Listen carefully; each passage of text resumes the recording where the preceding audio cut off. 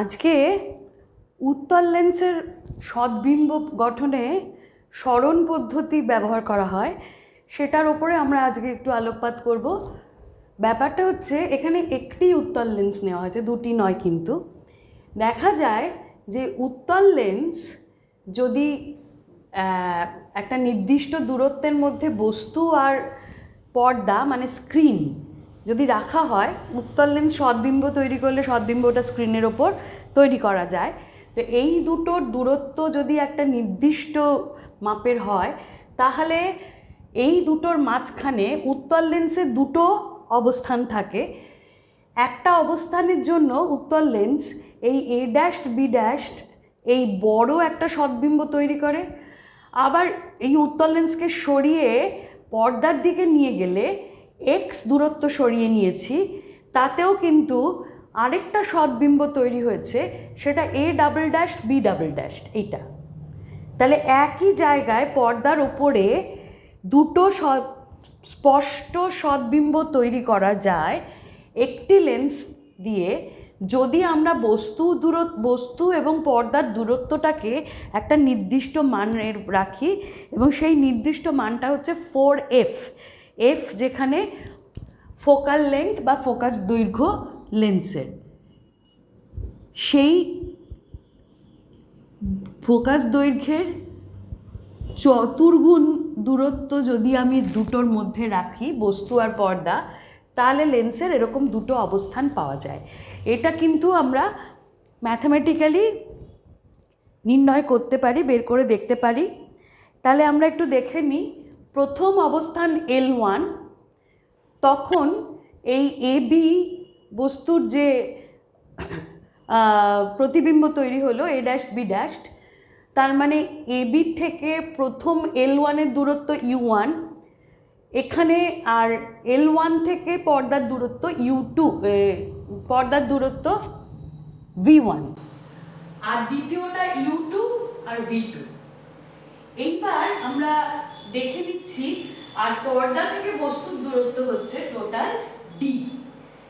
তাহলে এখানে এটা যেহেতু উত্তল লেন্সের ফোকাস দৈর্ঘ্য এটা পজিটিভ, তাহলে আমরা দেখতে পাচ্ছি U প্লাস V, এই যে ব্যাপারটা এটা হচ্ছে D। যে কোনো একটা অবস্থান ধরে এটা করা হচ্ছে যে U প্লাস V, এইটা হচ্ছে টোটাল D।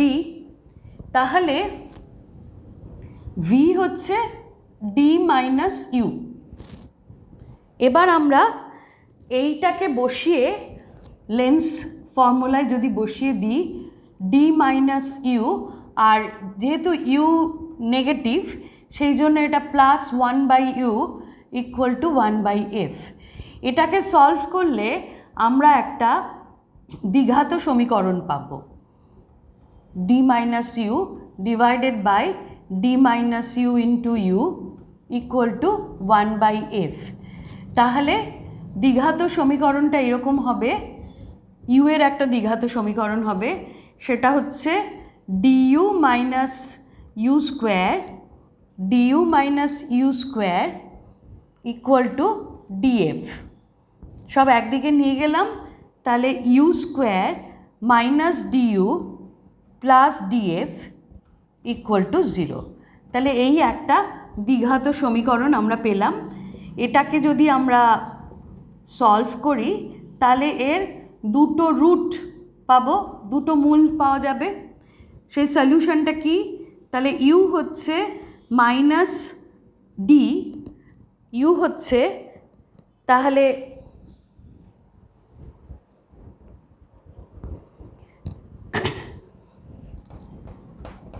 মাইনাস বি, সেটা প্লাস ডি হলো, plus minus root over D square minus 4df, 4ac-র জায়গায় 4df বাই 2। তাহলে এই হলো দ্বিঘাত সমীকরণের ইউ এর যে দুটো মান পাওয়া গেল সেটা।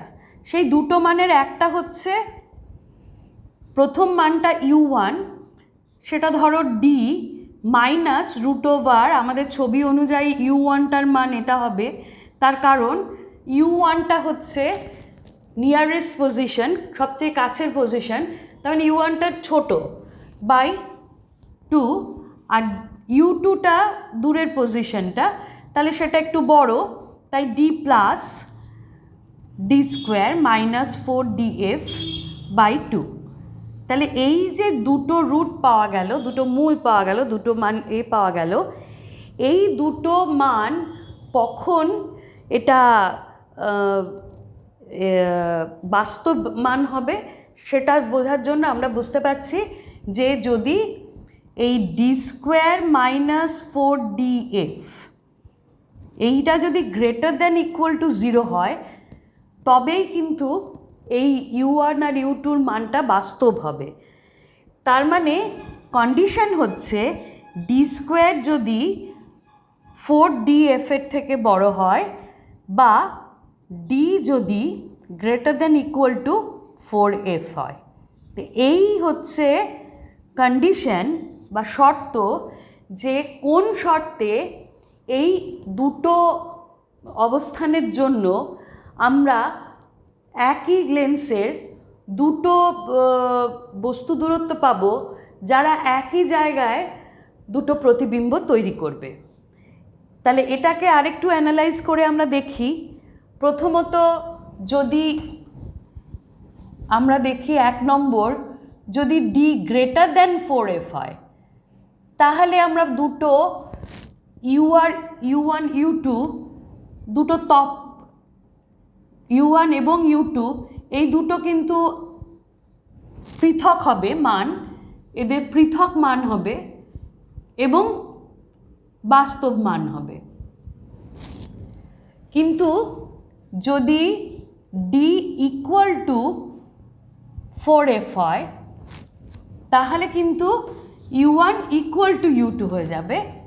তাহলে তখন u1 ইকুয়াল টু u2 হবে, আর প্রত্যেকটা 2f হবে। আমরা জানি 2f পজিশনে রাখলে 2f পজিশনেই প্রতিবিম্ব তৈরি হয়, 2f দূরত্বেই হয়। তার মানে তখন লেন্সটা একদম মধ্যবিন্দুতে রাখা হচ্ছে। তাহলে এই ক্ষেত্রে লেন্স মধ্যবিন্দুতে থাকছে এবং তার একটি পজিশন, তার মানে d/2 এই পজিশনে রাখা হচ্ছে। রাখলে একটি পজিশন হবে, u1 ইকুয়াল টু u2 হবে। আর যদি d লেস দ্যান 4f হয়ে যায়, তাহলে আর u1 আর u2র কোনো রিয়েল ভ্যালু পাওয়া যাবে না, বাস্তব মান পাওয়া যাবে না। তার মানে u1 আর u2র কোনো বাস্তব মান নেই, অতএব কোনো সদ্বিম্ব এই ক্ষেত্রে তৈরি হবে না। তার মানে আমরা বুঝতে পারছি যে কোনো ক্ষেত্রেই, এটা শুধু এই সরণ পদ্ধতির জন্য নয়, তোমরা যে কোনো সময়ে কোনো লেন্স দিয়ে কোনো বস্তুকে যদি পর্যবেক্ষণ করো, তাহলে তোমাদের চোখটা হচ্ছে সেই পর্দা। তাহলে তোমাকে সেই পর্দাটা আর বস্তু এর মধ্যে মিনিমাম যে দূরত্ব রাখতে হবে সেটা কিন্তু 4f। যদি তার কমে রাখো, তাহলে কিন্তু এই u1 এই স্পষ্ট সৎ প্রতিবিম্ব আমাদের চোখের রেটিনায় তৈরি হবে না। সেই জন্য আমরা যখন প্র্যাকটিক্যাল ক্লাসে কাজ করি, তখন আমরা এটা মনে রাখতে চেষ্টা করি যে মিনিমাম 4f দূরত্ব রেখে, 4f বা 4f এর থেকে বেশি দূরত্ব রেখে আমরা কিন্তু বস্তুতে দেখার মানে প্রতিবিম্ব দেখার চেষ্টা করব, যাতে আমরা পরিষ্কার স্পষ্ট সৎ প্রতিবিম্ব দেখতে পাই।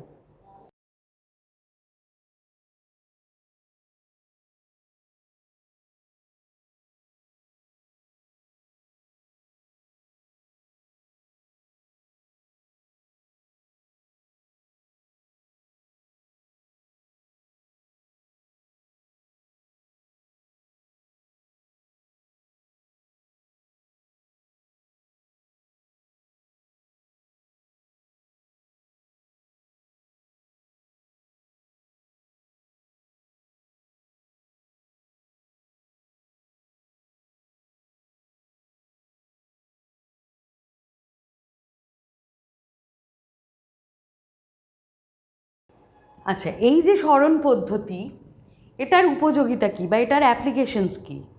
এই সরণ পদ্ধতি দিয়ে কিন্তু উত্তল লেন্সের, একটি লেন্সের খুব অ্যাকিউরেটলি তার ফোকাল লেন্থটা মাপা যায়। আমরা নানানভাবে মাপি, ইউভি মেথডে মাপি, গ্রাফ এঁকে।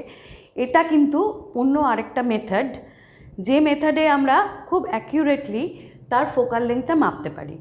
তো সেই ফোকাল লেন্থটা আমরা কি মাপতে গেলে কি আমাদের জানতে হবে, সেটা হচ্ছে আমাদের দ্বিতীয় সমস্যা।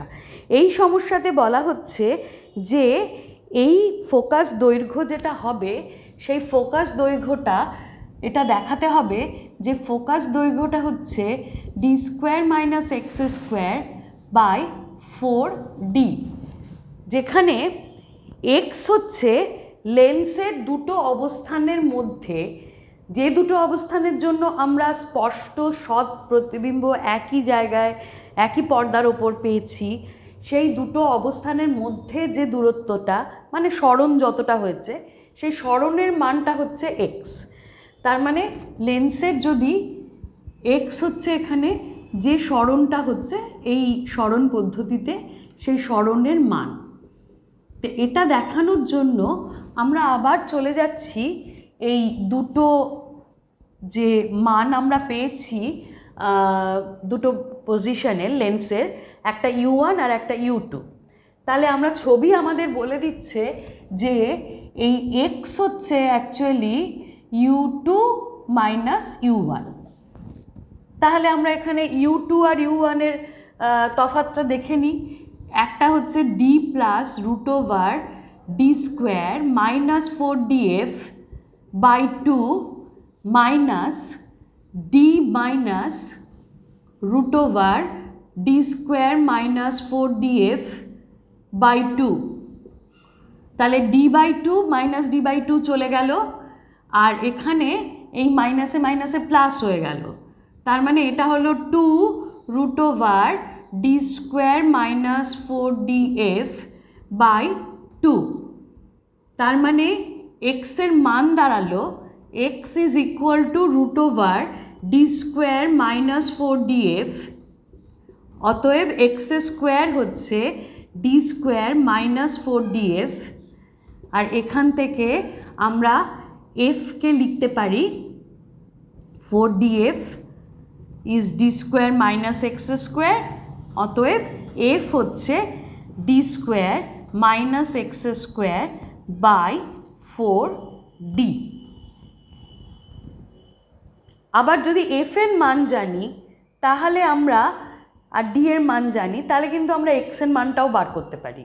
উল্টো করেও করা যায়, যে কতটা দূরে স্মরণ করলে হলে এই ঘটনাটা ঘটবে সেটাও করা যায়। তবে এই ফর্মুলাটা দিয়ে কিন্তু প্র্যাকটিক্যাল ক্লাসে একটা লেন্সের জন্য, উত্তল লেন্সের, একটি উত্তল লেন্স, একটি স্ক্রিন ও একটি স্ক্রিনটা আমাদের চোখ হতে পারে, কাজে আমরা চোখ দিয়ে সেটা দেখতে পাই, বা একটা প্রপার স্ক্রিন দিয়ে আলোকিত যদি কোনো বস্তু নেওয়া যায় তাহলে সেটা স্ক্রিনে গিয়ে পড়ে, তাহলে আলোকিত বস্তু দিয়ে আমরা লেন্সের ফোকাল লেন্থ মাপতে পারি। তো এটা একটা খুব গুরুত্বপূর্ণ সেই জন্য ফর্মুলা।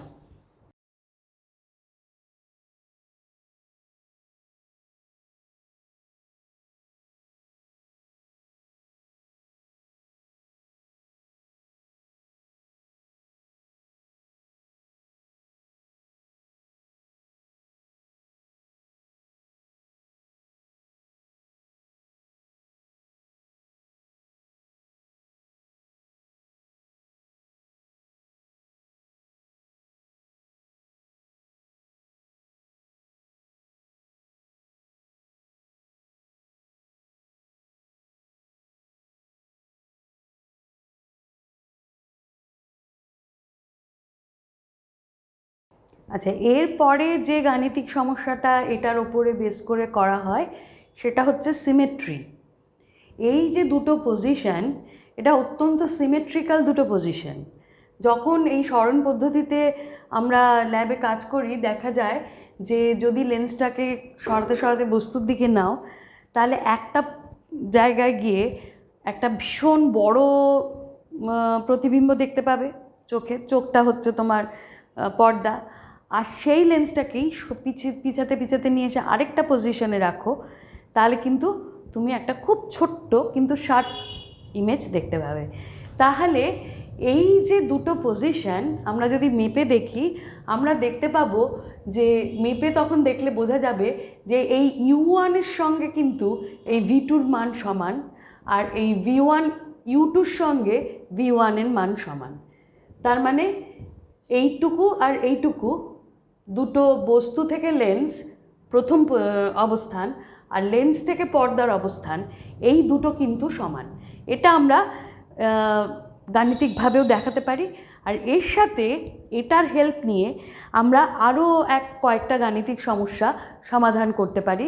যেমন একটা হচ্ছে যে বস্তু দুটোর মাপের কোনো কী অনুপাত হবে, যে এই প্রতিবিম্ব দুটোর মাপের অনুপাত কি হবে, এবং তার সাথে বস্তুর মাপের অনুপাতের কি অনুপাত পাওয়া যাবে সেটা। তাহলে আমরা প্রথমে দেখে নিই যে কেন সমান, খুব সহজেই বোঝা যাচ্ছে। তাহলে আমরা এখন দেখছি যে এই সিমেট্রিক প্রবলেমটা আমরা দেখে নিচ্ছি আগে, যে U1 V2-র সঙ্গে সমান আর U2 V1 এর সঙ্গে সমান, এটা আমাদের প্রমাণ করতে হবে। তাহলে প্রথমে আমরা দেখছি V2। V2টা কি?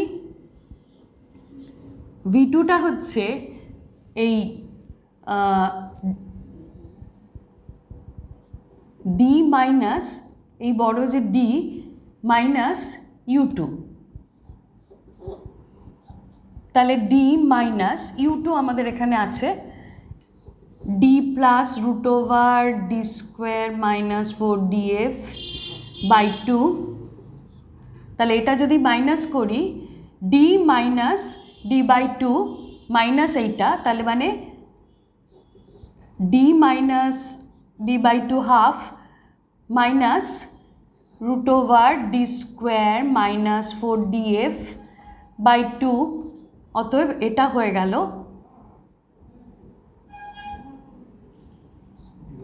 D minus root over D square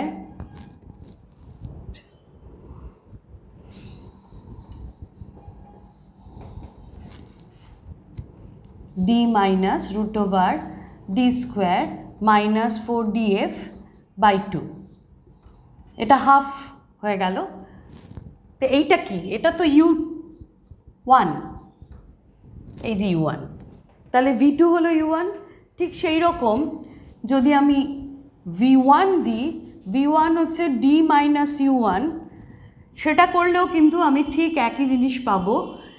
minus U1টা হচ্ছে D minus root over D square minus 4DF by 2।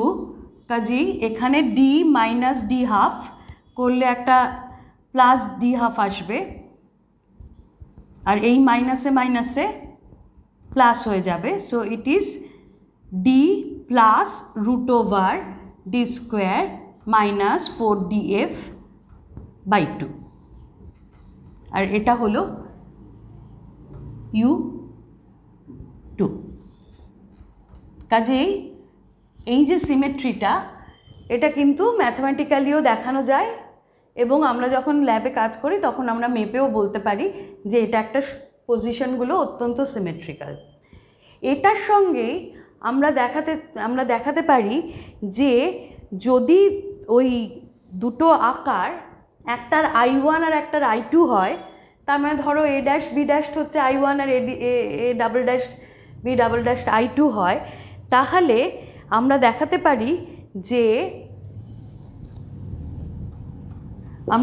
পারি যে এটা I যদি বস্তুর আকার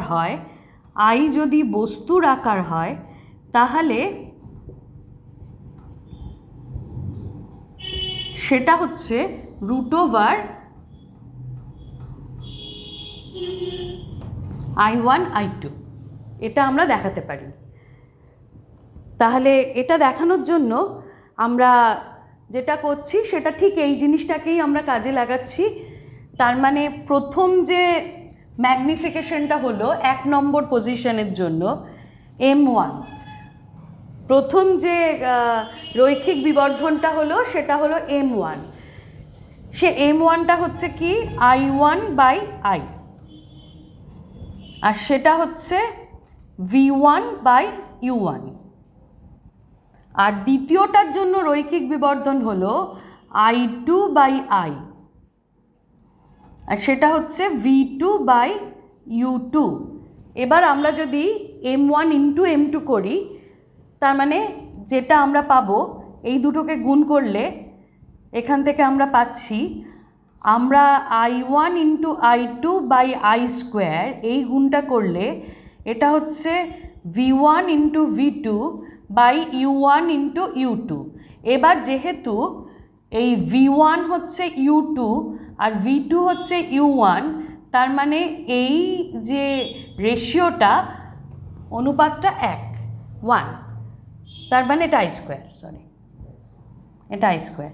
তার মানে আই স্কোয়ার দাঁড়াচ্ছে i1 ইন্টু i2, বা i দাঁড়াচ্ছে √i1 i2। এটাও আমরা দেখাতে পারি এই একই এতে। কাজে এই যে নতুন একটা, এই যে সিমেট্রির যে জ্ঞানটা আমরা পেলাম, যে একটার পজিশনের প্রতিবিম্ব দূরত্ব আরেকটা পজিশনের বস্তু দূরত্বের সঙ্গে সমান, এটা দিয়ে আমরা আরও অনেক কিছু করে দেখাতে পারি, যে এগুলো, এই ধরনের ফর্মুলাগুলো আমরা বের করতে পারবো।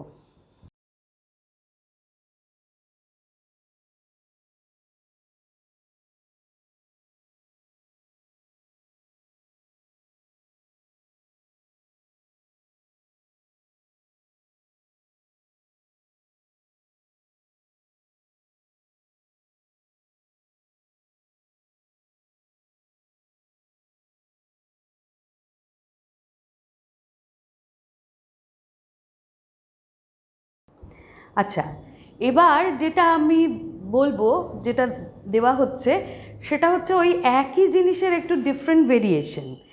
সেটা হচ্ছে যে যদি বলা হচ্ছে যে i1 i2 দুটো প্রতিবিম্বের আকার হয়, তাহলে সেটাকে আয়ের টার্মে না বার করে তাদের আকারের রেশিওটাকে ডি আর এক্সের টার্মে যদি বার করা যায়, তাহলে যে ফর্মুলাটা আসে সেইটা প্রমাণ করতে দেওয়া হয়েছে, যে সেটা d প্লাস এক্স আর d মাইনাস এক্সের স্কোয়ারের রেশিও হবে।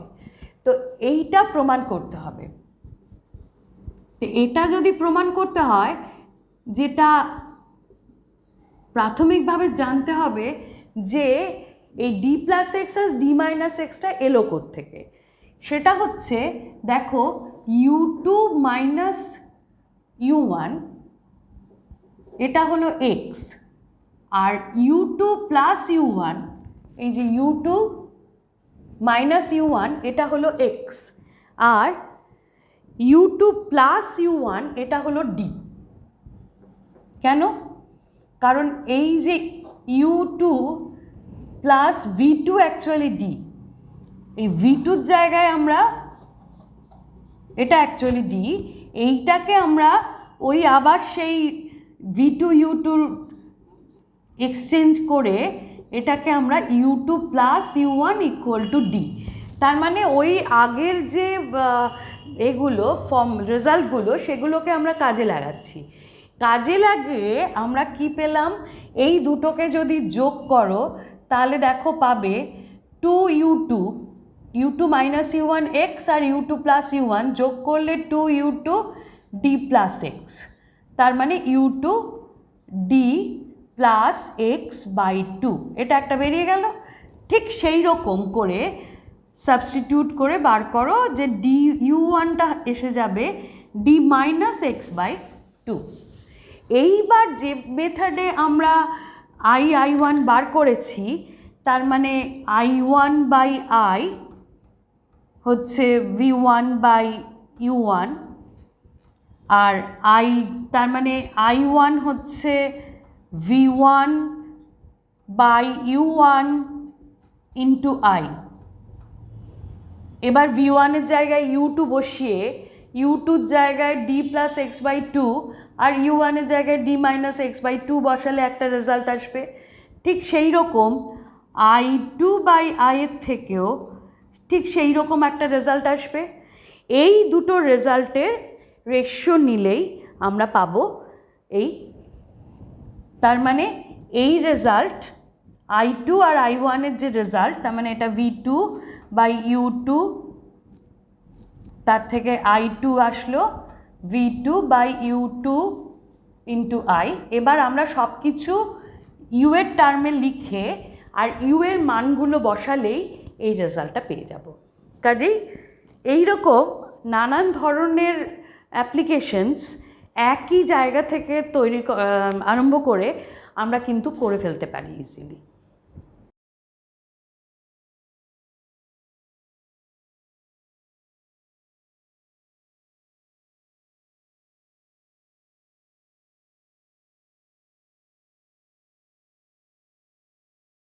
আচ্ছা, এবার আমরা যাচ্ছি লেন্সের সমবায়। ঠিক যেরকম তোমরা ক্লাস 10-এ পড়েছো যে রোধের সমবায় হয়, শ্রেণী সমবায়, সমান্তরাল সমবায়, সেরকম এখানেও লেন্সেরও সমবায় হতে পারে। তার মানে পর পর পর পর সংস্পর্শের গায়ে লাগিয়ে, কন্ট্যাক্টে লাগিয়ে যদি আমি লেন্স সাজাই, তাহলে সেই লেন্সটাকে আমরা একটা সমবায় বলতে পারি। এবার এই যেরকম রোধের সমবায়ের সময় তোমরা তুল্য রোধ বার করেছো, ইকুইভ্যালেন্ট রেজিস্ট্যান্স, সেই রকম আমাদেরও এখানে তুল্য লেন্স এবং তার তুল্য ফোকাস দূরত্ব সেটা বার করতে হবে। তো সমতুল্য ফোকাস দৈর্ঘ্য যদি বলতে চাও, তার মানে হচ্ছে যে এখানে যে কটা লেন্স আছে তার জন্য ধরো এই পি বিন্দুর একটি